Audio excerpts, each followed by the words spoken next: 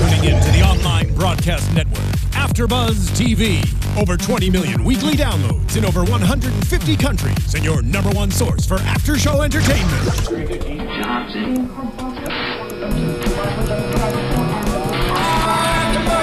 AFTERBUZZ TV, the destination for TV superfans, producing after-shows for over 300 of your favorite TV shows, interviewing celebrities and showrunners, and bringing you behind-the-scenes exclusives. All thanks to E! Entertainment's Maria Menounos, producer Kevin Undergaro, and internet leader Akamai. Now, let the buzz begin! Hello! Let's let that build. How beautiful is that? Very beautiful. Yeah. Folks, welcome back to AFTERBUZZ TV, the Ray Donovan After Show, talking about Season 2, Episode 12, The Captain. I'm Matt Lieberman. Joining me as always, the panel's here. Kennelia Stradwick's here. Hey, what's up, everybody? Isaac Johnson is here. What's going on, everybody? And Anna Koppel is here. Hey, y'all. So, gang, what a finale.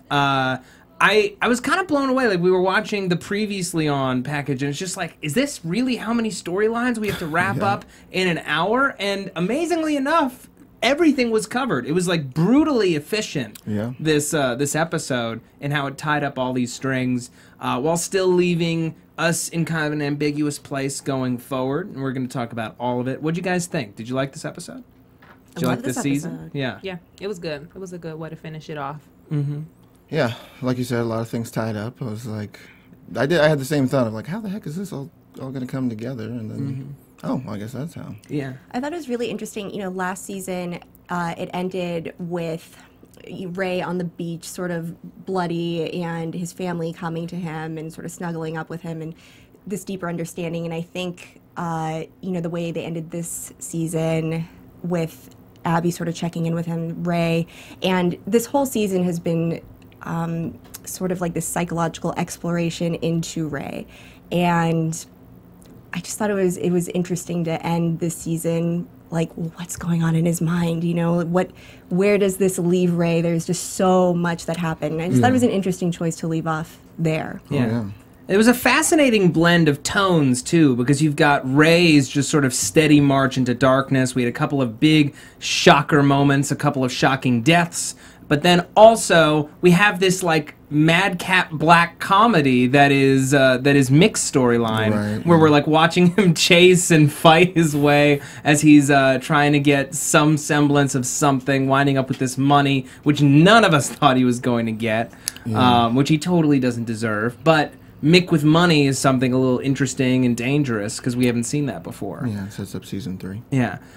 So we're going to get into all that. I want to talk about Ray first. He gets out of jail and sees on his phone he's got all these missed calls and texts from Cookie Brown. He knows he's in deep crap with Cookie. Lena goes to meet him and he says, you know, have you heard from Avi? I haven't heard from Avi. Okay, find Avi and find Cookie Brown. We got to take care of this. So the first thing he does, though, when he gets out of prison, is he goes to visit Terry. He goes to visit Terry, who refuses to accept his bail money.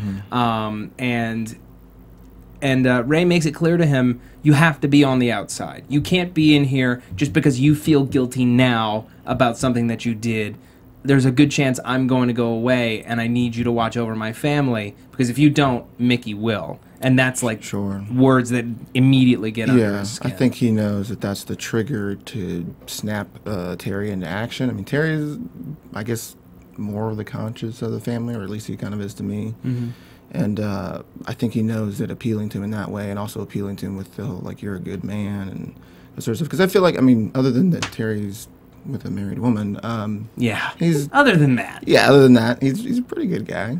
It's interesting. Out of the 3 Donovan sons, Terry has always been the most stubborn, and I think the most conflicted. He's got most of that guilt. Yeah, Catholic guilt. All that Irish Catholic guilt. Yeah. Where do Kennelia, Anna? Where do you guys stand on Terry as he's stewing there in jail? Like, what's going on in his head? I mean, it seems like it's just a build-up, right? Because he was in there first because he was salty at Ray for not being able to sell the boxing gym and go to Ireland with his girlfriend who's married, like Isaac said. He is now in there because of his father as well, who got him in on this scheme, was supposed to be the one who got caught up, at the weed store, and it was him. So I understand him stewing. I get it. However, if you offer me bail money, I'm taking it. I gotta be like, cool. Is it here? We're ready. Good. And I would have took it. I wouldn't have stewed that long. Nothing could have made me that upset to stay in jail. Oh, great! You're dropping $50,000, and there's nothing. I don't have to do anything for it. Fantastic. Thank you, my brother. Seems to want to like pay for his sins or something. Well, yeah. I get it. He's an atoner. He's someone who just needs to flagellate himself when he's done something wrong. It means to whip oneself. Flagellate? Flagellate. It's a word. Look it up. It's very close to another word. No, it's not. It's very close to another word. I get that he, I think that's a moment when one lands in jail. I think for somebody who has some moral compass, that's the moment where you ask yourself, what am I doing with my life? What has gone wrong here? How did I get here? Yeah. How did I end up here? And so I understand Terry wanting to beat himself up, and I deserve to be here, and I deserve to be punished, is I think what he said. I deserve to be punished. So I don't think Ray was trying to appeal to him, as you said. I think it was just like a reality check. Like, look, I need you outside. Because Mickey will, he's a wolf. He's going to prey on my family, and I need you out there. So I think it's appealing to him a little bit, though. Like, family's important to Terry, and that's the thing that gets him to come out. Yeah. Oh, no doubt. But I think Ray's also being an agent in reality, and Terry's not. I think Terry's still, like, woe is me. Sure.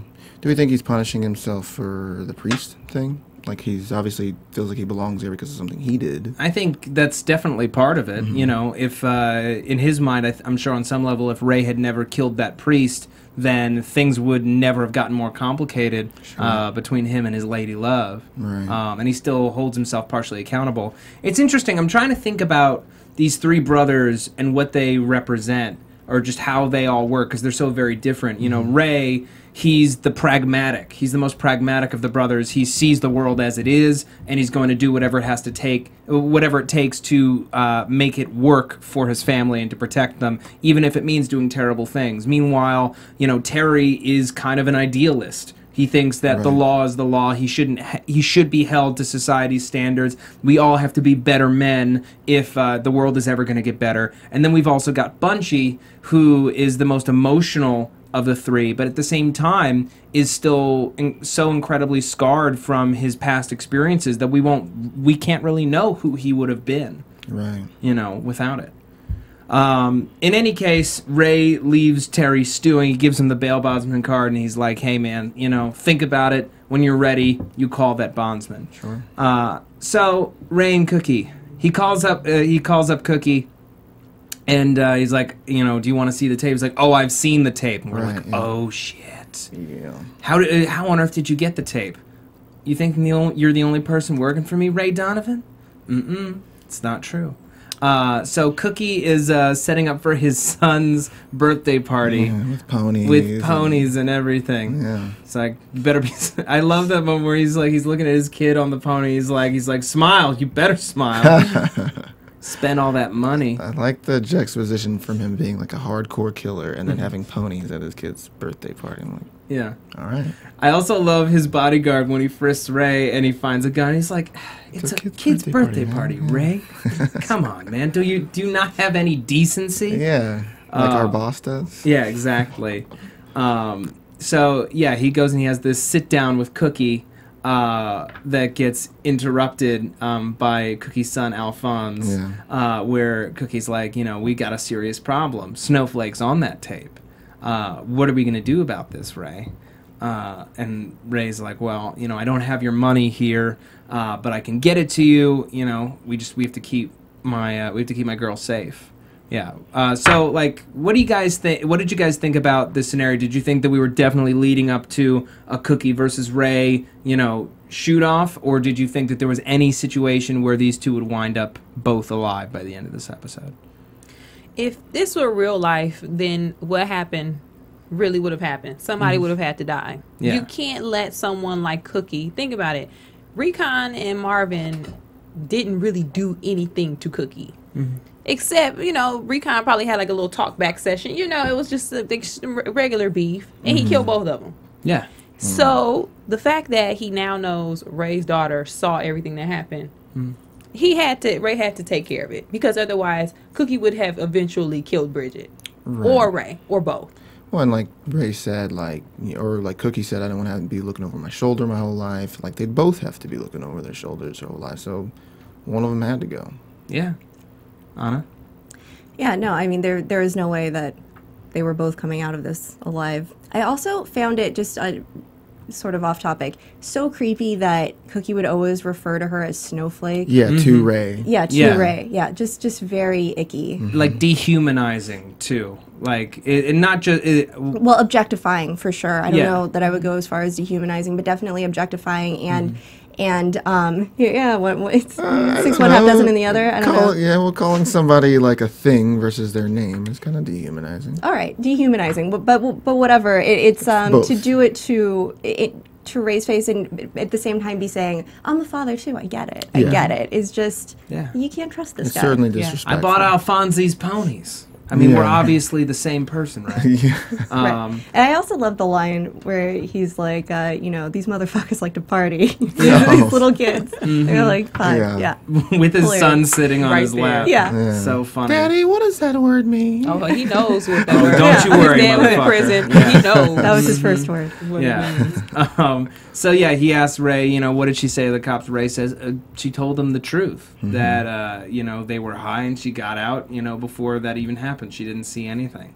And Cookie's like, good, well, get me my money. So Ray does just that. He goes and he brings his money, and no gun this time on the frisk. And he walks right in there and he's like, Cookie, how am I going to know that I can trust you? And he's like, you don't. Wait, hold on. How did Cookie say it? You know what that is? No, he said you won't. Oh. Come on it. No, it's just the one line that I can do. Oh, you can't it's do just the the other? one line. Oh, sorry. The one line. I figured She's you had really good at. Okay. So Ray starts taking out the money as if he's counting it, and Cookie's like, oh, Ray, I got people who can do that for me. And then as soon as he says you won't, he just shoots him right through the bag. Knew it had to be a distraction. There's no way that Ray's like counting out this money for him. Yeah. Absolutely. And I love the way that he dealt with this situation. He knew that he had 2 other guys to deal with, hides behind the door, disarms the first guy, holds a gun up to him and to the second guy, and is like, look, guys, there's $1 million on this table. That's $500,000 for each of you if you split it. Or $1 million if you don't. Yeah. And he just walks out leaving a gun behind. Yeah, there's going to be a pop. And there it was. Who do you think won?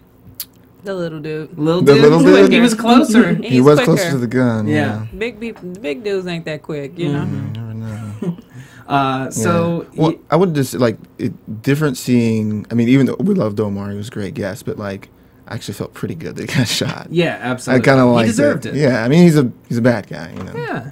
or a badder guy than Ray. Thoroughly bad guy. Yeah. Yeah. I would call Ray a chaotic neutral. Okay. He's gonna. I don't know what that means. Well, it's like I don't know if I'm sure this extends past video games, but it comes from these video games where you make decisions and your morality changes over the course of it. But he's someone who ultimately he is neither bad nor good. He does both good and bad things, but he is chaotic. He causes a lot of chaos and a lot of shakeup because of his actions. Sure. That is a chaotic neutral versus Cookie Brown, I would say, is just a straight up evil dude. It's crazy. Yeah. Yeah. In any case, so we leave Cookie. That's all done. Fantastic. So happy about that. However, Kate McPherson also not lucky this episode. She goes and visits Sully's girlfriend's mother, lets her know the bad news back in Boston, and it was really heartbreaking the way the woman was just like, "Can you go now?" Oh yeah, Mrs. Shaughnessy. Yeah. Mrs. Shaughnessy. There's no justice for her daughter, and we also learn that Sully killed his previous 2 girlfriends the exact same way. Did she say girlfriends or just said the other 2 girls? The other 2. The So other two. Okay. so girlfriends or wives, Sure. women who are close with him. And I'm sure this is something that she had been dreading for years, ever since Probably, yeah. it either had come out or Catherine had told her about, these killings. But That had to be why there danger. was a plan set up with the whole postcard thing. That, I'm going to send a postcard if I'm in witness protection. She knew that at some point her life would be in danger. Yeah. So Kate goes home, and she barely even gets through the door. Like, we don't even have a moment for Avi to see Avi there. It's immediately cut to Avi. He fires right in the heart. We were shocked. It was really harsh. Yeah. I mean, I knew someone was going to be there, but Well, yeah. not that. I guess I forgot that Ezra had sent him after her. I just thought she'd get like a last line or something, but nothing. Avi is nothing if not efficient, much like this episode. Yeah. Yeah. And he's almost like, was he smiling? No. No? No. I don't think so. I think he's broken up about He's it. pretty totally broken up. broken up. Okay. Yeah. He seemed pretty satisfied. He to didn't me. even take any money for the job. He just did what He had did to be it done. for Ray. He did it Yeah, I because think he thinks loves he's him so protecting much. Ray there. Yeah, absolutely. That's the truth. But obviously, this news hits Ray incredibly hard.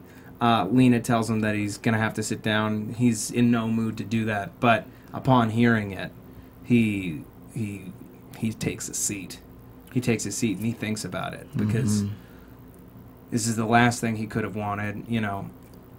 Everyone's telling him that he's not in love with this woman, but I really think that he was, for either because of just her spirit or the fact that she wouldn't let him get away with anything, that she was like the one woman that he really couldn't control. I think for somebody who spends his entire life controlling other people, to have someone who is so thoroughly strong-willed is incredibly attractive. Well, okay, he might be incredibly attracted to her and, Okay, like On in a love with like this screw, idea, but but I'm thrilled she's gone. Yeah, I am. And and there's no way that he's in love with her. That is silly. You don't fall in love with somebody that quickly, spending that amount of time, most of which you're drunk or having sex. There's just no way that he's in love with her. Sorry.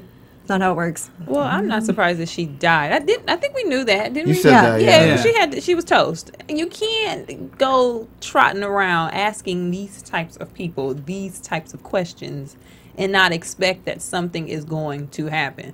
She should have wore a bulletproof vest, because she literally, she was asking everybody this stuff. She even went to prison and was asking old boy about what happened. Somebody was gonna get her. She called it an occupational hazard, so she should. Hazard. It just sucks that Died it on was the job. Avi that had to do it. Yeah. That Yeah. really sucks. Well, maybe he doesn't love her, but he certainly probably feels responsible for her, dragging her into all this to some degree. I mean, No, this was her fault. Yeah. she didn't have to come back to L.A. though, didn't she? Come back because he called her and kind of gave her some more information. Maybe? Well, no, he had called her and said he wanted her to come out so that they could have sex again. Right. But then she found out that her story wasn't correct, which is why she came out. So ultimately, Okay. if he's taken on guilt for the fact that she's dead, it's not necessarily warranted. I understand why, but she did put herself in this situation. This was ultimately all her. Yeah. She was warned repeatedly, as Ezra You're gonna get yourself said. killed, yeah. Ray did everything he could to protect her, Yeah. and she just kept going. So So sorry. she's gone, See ya. and this sets Ray off like a goddamn rocket. He takes the hard drive containing the Cochrane sex tape out of the vault. He hands it to Lena. He's like, take this to Staccarazzi. And he marches. What kind of man is able to march right into the FBI, into like the assistant director of the FBI's office, and smash his face into a desk? And security there, as good as it is at the White House these days, I mean, just Just lacking. Terrible. Truly Awful. lacking. Not until their boss is already under assault do they pop through the door with the guns. And then don't even shoot the guy who's assaulting their boss. Yeah, They ask a first. known criminal who has been in and out of their office a whole bunch. Sure, is the first response to shoot someone, though? Maybe subdue him. Subdue him. They did They nothing, could though. shoot him in the leg. Mm-hmm. They Yeah. could have got him in the leg and thigh. Yeah. He's been there several times. They But- know him. Hey, Ray, how's it going? Don't talk to me. Yeah, just he doesn't even talk to them. He just barrels right past him. And Cochran's like, "It's cool, guys. It's cool. Just get out. And everybody's like, "Man, we have a weird boss. He doesn't care when people assault him. You know, he's having weird kinky sex. I mean, they find that out later. But in any case, you know, Ray is like, you know, how could you? Like, I'm ready to freaking deck you. And he's like, I didn't kill her. I thought you killed her. And it takes Ray, he's conflicted. He says, you know, you're freaking lying. He says you're lying, but at the same time, I feel like he can tell, he knows when someone's lying. Right. You know, so he's just double checking, and he realizes that it wasn't Cochran at all, but that doesn't mean that he doesn't go down. For Right. it. It's already in motion. He's already going down. And instead, he goes to Ezra's. And I know that Ezra had like a mental break last season. But like every time he brings up something like the Rodef, I think he's just crazy. Just at least a little bit. Crazy enough to believe in omens and spirits. That's just me personally. And maybe that's a misguided opinion.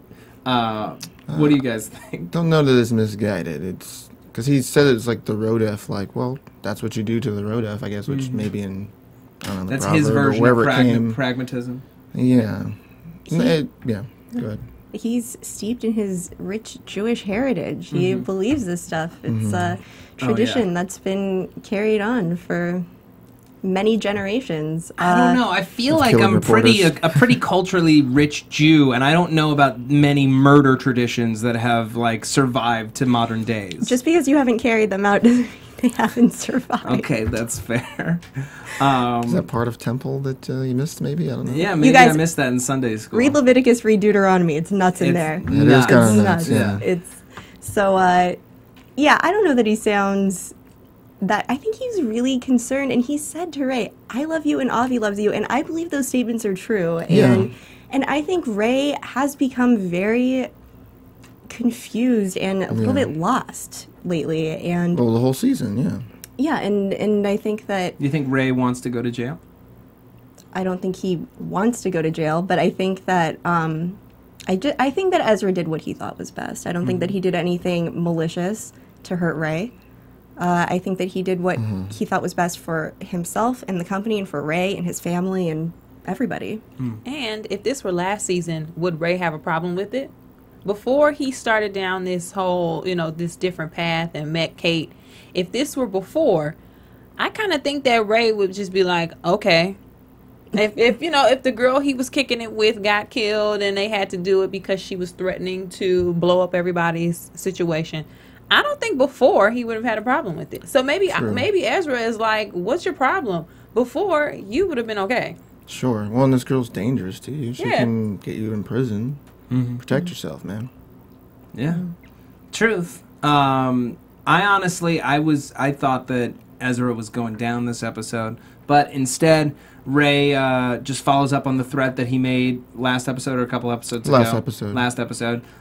Called the police and informed them about the body that he had buried under the Ruth Goldman Cancer Center, which is now effectively scrapped. There's no way that he'll be able to put any more money into that building now that a body's been found there. Investors, donors won't want to touch it with a 10-foot pole. Tainted, yeah.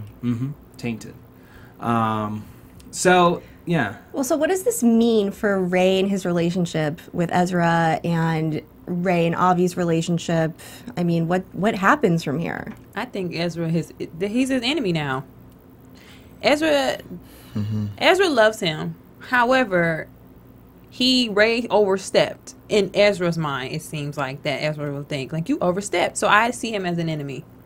I think it's just another person that hates Ray and that is going to do what he has to do in order to teach Ray a lesson.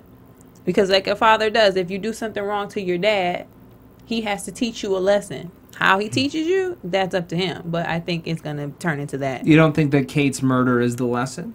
Or are you talking about a lesson for messing with the Ruth Goldman Cancer Center? For messing with the Cancer Center. Got it. So what happens from here? Because the only person who was paying Ray themselves was Steve Knight, and now he's gone. So You still got Drexler, his partner there. I don't know. I kind of thought not Ray, but Ezra probably goes to prison, having a dead body on your premises. It's kind of hard to explain. I don't know if you go to prison, because there's nothing... Maybe this could be an incredibly factually wrong statement, but I don't know that there is necessarily, unless it's obvious that you have something to do with it, obviously they're going to be suspicious of him, but unless they can prove that you have something to do with that dead body under your building, it's not illegal to have a dead body under your building. That's just a horrible thing that happened. I don't know that they can directly tie, especially if it's just being built. I don't know that they can directly tie him to it. There's so many people that are working on this building. It could be any one of those people and know about the It would certainly disgrace their firm. It would certainly disgrace their firm. Yeah, no doubt. But I don't know that they could pin the murder on him. Yeah. And maybe that's just Ray's lesson back to Ezra, is like, you're not going to control me. Like, you know, like Ezra's trying to teach him a lesson and Ray's teaching him a lesson right back. Like, I can play this game too, I guess. I honestly think it all comes down, it's going to be, I think it's going to be a very subtle game played out between the two of them next season. The question is, will Ray take Avi back? I mean, we saw Lena packing up boxes at the end of the episode, and I couldn't tell if that was her office or if she was packing up Avi's office, or just packing up the office in general. Maybe the entire operation is scrapped because he doesn't want to work with Ezra anymore. I think they're definitely fractured. I don't know if it's going to be open war, but neither is going to forget about this. Yeah, I can see that. All right, so the tape leaks, obviously. Cochran, disgrace.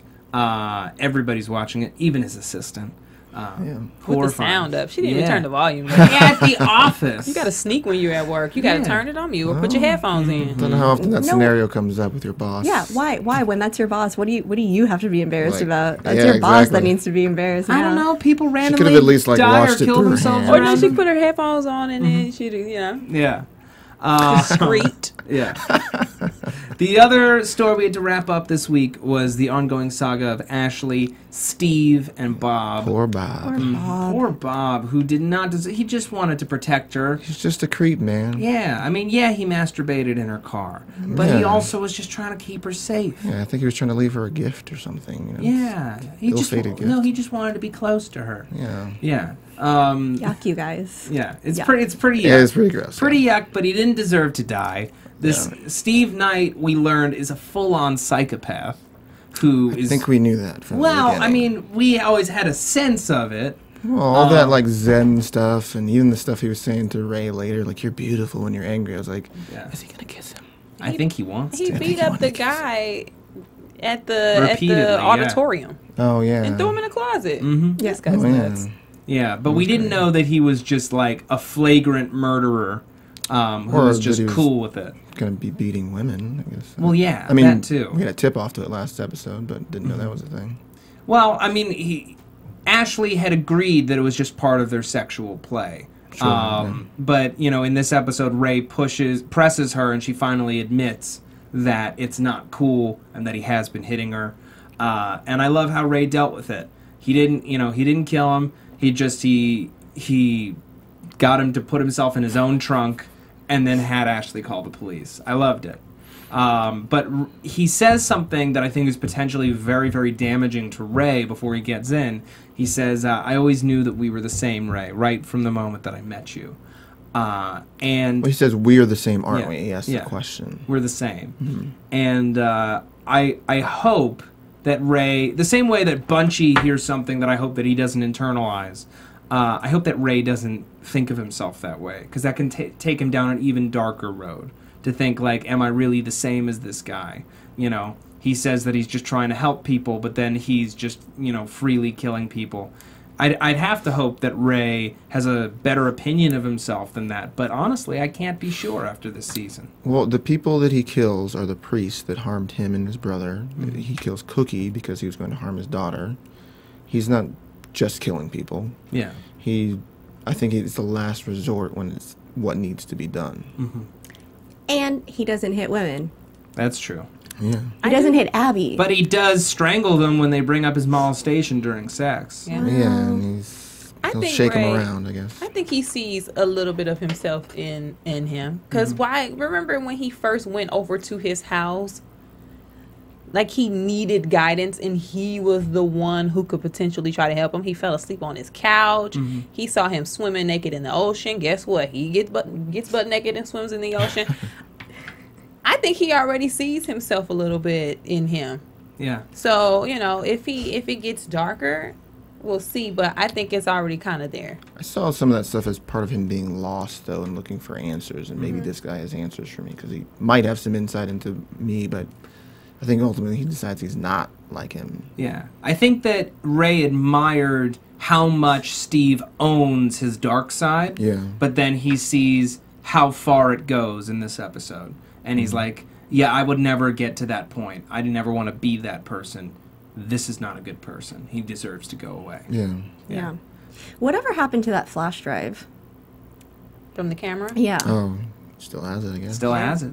Yeah. All right, before we move on, I just want to really quickly talk about iTunes. It's my favorite app on my favorite type of computer. All of them. What?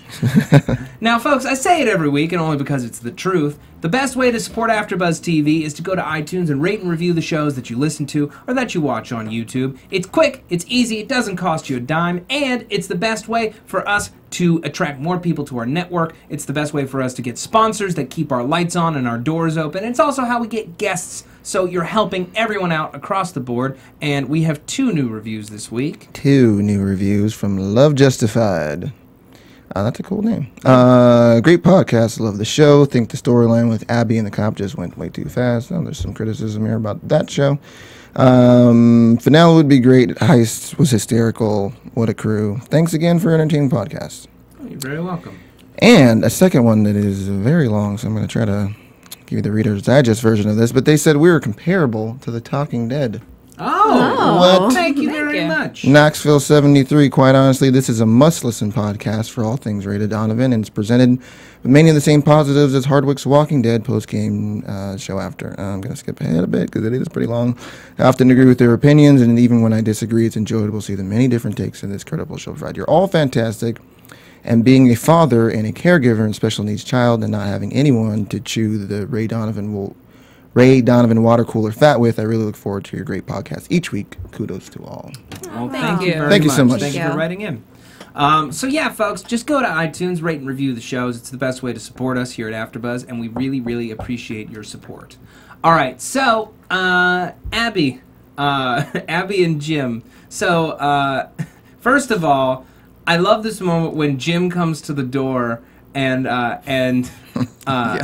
first of all, Snowflake is. Can we not call her Can we that? Yeah, call us- let's not dehumanize or objectify Okay. her. Bridget is like, Mom, your boyfriend's here. Yeah. And Connor's like, oh, I want to meet him. Is that the guy that Dad said you could fuck in your bed?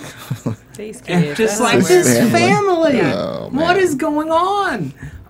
And Connor's asking for more drugs. I need more pills, Mom. Give me some more give me the pills. pills. She's like, you only get one every 4 hours. Don't be a baby. Meanwhile, she's like taking his pills. Probably.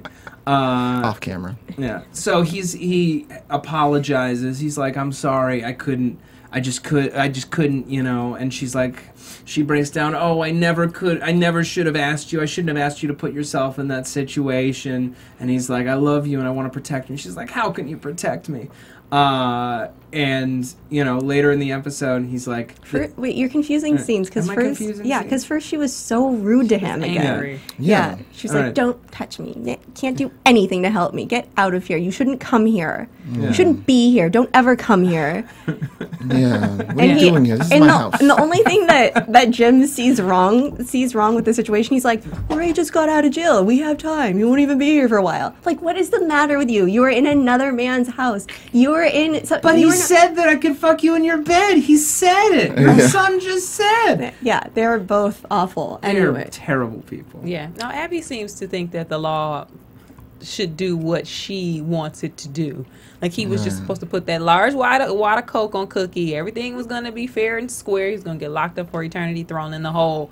Abby has been around crime long enough to know that stuff doesn't work like that. Sure. Well, I think ultimately what because even later she says, you know, I shouldn't have asked you to do something like that. Like, you're not that kind of man or something like that.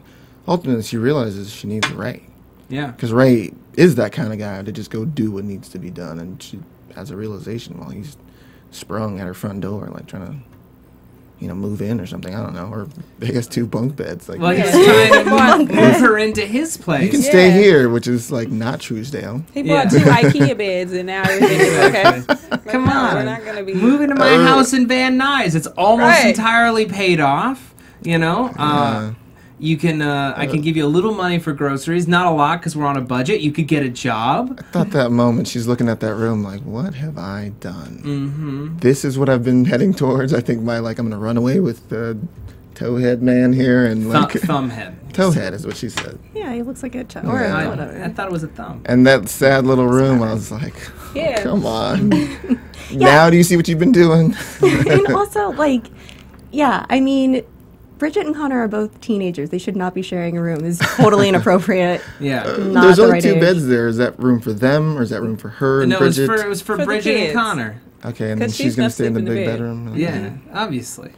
On It's like, the come other on, IKEA bed. come on, I'm protecting you. I should get a Yeah. little something. Cookie doesn't know where I live. Yeah, and Yeah. Cookie knows where everybody. He can totally get that information. Yeah, I'm Give sure me a he can. break. If he can get that tape off of Adorea's car, he can find out where you live. Yeah. In any case, Abby's like, yeah, maybe not. And she's at home when Connor turns on the news and Cookie Brown is dead, and she realizes, oh wait, I've had all I've ever needed right here in front of me. All this time. All this time. And Ray stumbles home a mess after a terrible, terrible day. And we don't even get to see the conversation. We're left just breathless, waiting for them to see what happens. And I guess we'll find out But in we season know 3 where they are. we know that she's gonna go down on him. Oh, 100%. Because that's how she works. It's sexual bargaining. Yeah. Don't Yeah. know that we know that for sure. I think we know. We I know. think we're pretty sure. We know. Based on past experience. It's right there on the page, Isaac. Context, please. I don't know. I didn't see the liner notes. All right, we got to move on. Contrary to all this, we've got this like weird black comedy duo of Mick and Daryl. Black comedy, by No, the way? black What car, the- like what dark is it? comedy. You That's should, what I'm you saying. should say dark comedy. I should How say dare dark you. comedy. How All dare right. you? Just because 2 of them are black, we don't have to go there, Matt. One of them is. Daryl. Yeah. And Ronald. Oh, I wasn't talking about Ronald. Well, he ends up in the... All right, in the- fine. We don't have a ton of time. So they open the safe out in the desert only to discover that there's like barely 20 grand inside. And Daryl's like, what now, Mick? You put us in this situation. Terry's in jail over this. You know, like you suck. And he's like, we're going to Palm Springs. Okay. We drive out to Palm Springs to find Alan. And like Mick has never looked, I think, so pathetic, except for maybe when he was, peeling carrots and potatoes in that Mexican restaurant. But like waiting outside of this house, and asking for his get the hell out of town money. And Alan's like, oh, you want a check? Yeah, I'll give you a check. And he goes inside, and Mick and Daryl follow him inside, and then he whacks him on the head with a tennis racket. And then watching these 2 middle-aged white men fight and like chase each other through this house was so funny. Daryl just watches. Middle-aged. Yeah. Middle-aged. Okay, They septuagenarian. They are 70s. They're both members of ARP. Okay. Okay, And fine. and- Ladder-aged. they're in Palm Springs. Yeah. Fighting Okay. with the tennis racket. They're fighting with the tennis racket, tennis racket. exactly. There's like this slow run down the hall. I mean, it was so embarrassing. It was hilarious. I loved it. Yeah. I loved it. It was beautiful, ultimately leading to Claudette saying, I never want to see you again, Mick. And Mick says, okay. And she kicks Daryl out of the house, too, for being involved with this foolishness. And Daryl's like, okay. And they get a call from Ronald, who is now trying to, like, sniffing around trying to get some of the money, even though he totally screwed them over. Yeah. And they're like, screw you, Ronald. But they hear the starter's bugle, Is that what we'll call it? Sure. Down at the track, so they chase Ronald down to the track, and then they spot him, and then it's another just extended chase scene. Man. I love watching. God, I love watching Jon Voight run. I think it's the funniest thing. And then they chase Ronald into the men's room, and then they start beating the hell out of Ronald. Do you know what the best part of that scene was? What? Was the guy carrying that little kid? Carrying his kid like smiling. a surfboard. Yeah. Like the kid is like just stiff as a board, and he just runs him out of there. Just Come on, like son. I don't know what's going to happen anymore. Such a weird moment. Meanwhile, and why was the kid at the track? Well, he's there with his dad. Is that common? Took him there. He was at the track. It's a fun family day. That kid is going to have Seeing therapy animals. later.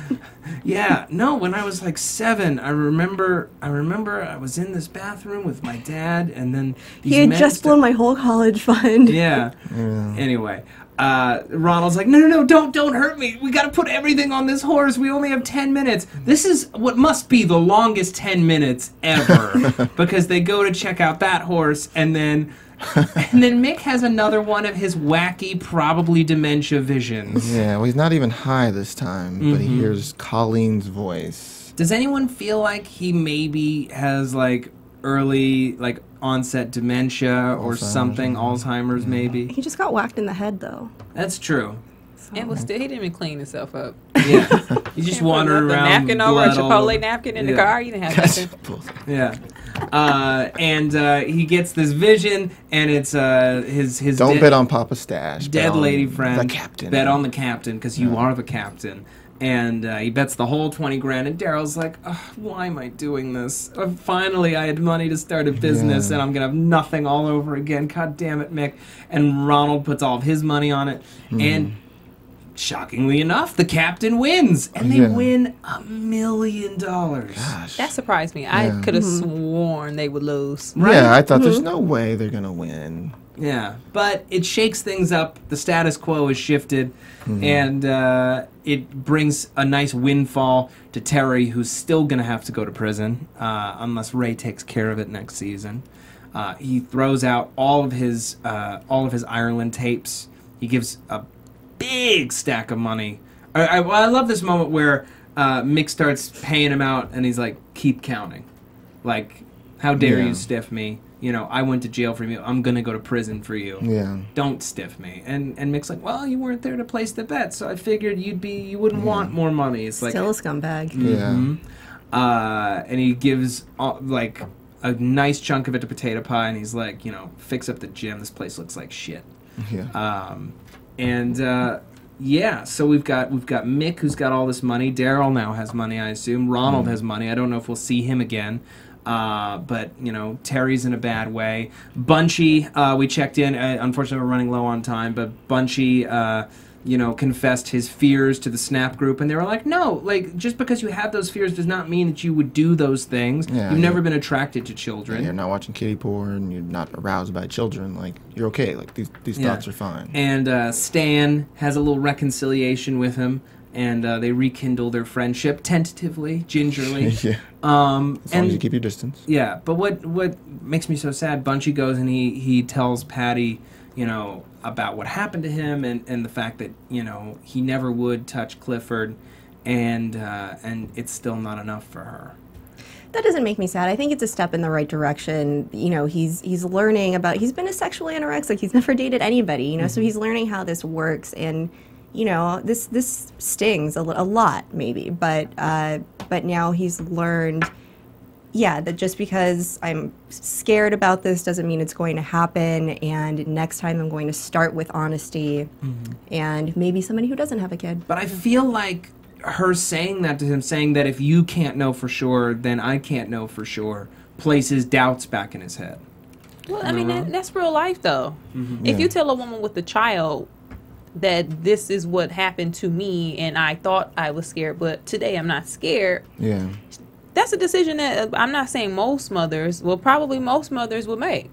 They're like, you know what, I like you, you're cool, it was a good thing, but if you have doubts, I have doubts too. So let's just be cool. It happens, it sucks, but it did suck. It is what it is. All right, we got to head into predictions. And now, your AfterBuzz TV predictions. All right, folks, we've been talking about it all episode. What do we think is going down next season? I mean, we wrapped up a lot of our storylines. We still have a lot of issues to deal with in the Ray and Abby marriage, in the issues between him, Ezra, and Avi. Why is Lena packing up that office? Is everybody going? Is she going? Is Avi going? What's going on? I don't think the operation is done. Maybe Avi will get fired, but I don't think it's over. I just don't, because Ray's not the type of person that can't not do anything. He has to be moving. He has to be working on something, and if he is working, he's gonna need people. And Lena is his right hand woman, so I think he'll still be. I think they'll still be doing the same thing. Yeah, I see him and Avi, I don't know, making up somehow. I think Avi was just following orders. Ray can possibly understand this.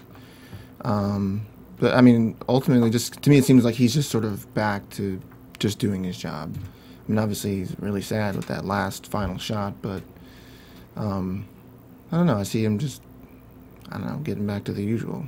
Well, Avi brought, he took Kate's, whatever Kate was carrying, he picked that up and took it with him. So maybe he's going to show Ray all of this information, or I don't know, maybe like Ray will get it through his head somehow. But yeah, I mean, Avi's definitely devastated at this moment. He's going to be, I think, out of the circle for a while. But there's, I mean, he and Ray have such a, I think, dear relationship. I would like to see them reconcile. I think that this $1 million is going to come back at them because, I mean, you know, Mick is looking like real beat up, bloody, like placing bets. Where did this $20,000 come from? I don't know if that will maybe come back to them. I still think Terry will stay out of jail because Ray said, you know, there are ways around that. You know, he probably knows a guy or whatever. I think we're going to see Jim return. He's done. He's totally hooked on Abby. So. Yeah, I can see him being the crazy stalker boyfriend turning into that guy. Yeah, like you don't want me, nobody can have you, Tyler. Oh God. Yeah, totally. All right, totally. Folks, thank you so much for tuning in to us for all this great season. It's really been a wonderful time recapping this show for you, and I hope that you come back with us next season, next summer. We can't wait. We will hopefully all be here as well. Kennelia Stradwick, where can the people find you? You can find me at Kennelia on Twitter, Instagram, Facebook. I'm also on the Scandal After Show and the Love and Hip Hop After Show. So tune into those if that's your thing. Okay, Isaac Johnson. You can find me on Twitter at Isaac Johnson, Instagram, The Isaac Johnson. You can go to my YouTube page, The Isaac Johnson, check out my music video and a short film I was in where I beat up a lady. Whoa. Oh. You're like Steve Knight. Sort of. Okay. Yeah. Yikes. Anna Koppel. You can follow me at Koppel for Mayor, KOPPELFORMAYOR. Also, Revenge is back tonight. It's sexier and revengier than ever. Wow. So we'll be back with that in a couple of hours. All right. And you can find me on Twitter at Matt Lieberman. That's MattLieberman. You can also find all my videos for SourceFed and SourceFed Nerd on YouTube. You can also find me on my YouTube channel. It's youtube.com/Matthew D. Lieberman. I want to thank you all so much for joining us all season long. You've been wonderful. See you next year. From executive producers Maria Menounos, Kevin Undergaro, Phil Svitek, and the entire AfterBuzz TV staff, we would like to thank you for listening to the AfterBuzz TV network. To watch or listen to other after shows and post comments or questions, be sure to visit AfterBuzzTV.com. I'm Sir Richard Wentworth, and this has been a presentation of AfterBuzz TV. Buzz you later. The views expressed herein are those of the hosts only and do not necessarily reflect the views of AfterBuzz TV or its owners or principals.